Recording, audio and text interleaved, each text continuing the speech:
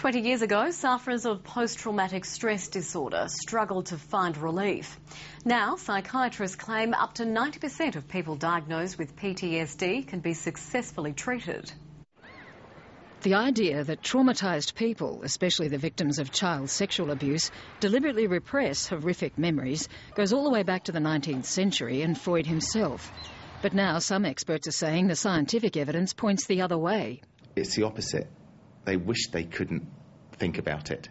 The stress hormones that are released during a trauma tend to consolidate the memory, make it rather strong and sometimes even intrusive, as you see in post-traumatic stress disorder. In a briefing to the US Supreme Court, Professor Richard McNally described the theory of repressed memory as the most pernicious bit of folklore ever to infect psychology and psychiatry.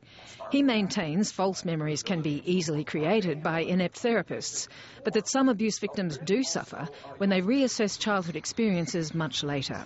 And now, seeing the event through the eyes of an adult, they realize what has happened to them. And now they experience the emotional turmoil of trauma. The good news is that now most victims can be helped. Things have changed, happily. We actually have treatments that work. Soldiers returning from war zones, victims of violent crime and sexual abuse, can now be helped by cognitive behaviour therapy, where they learn to assign terrible memories to the past instead of them crowding their present and future. We're now getting at the end of between 8 and 12 sessions, 90 to 92% of people no longer meet criteria for PTSD.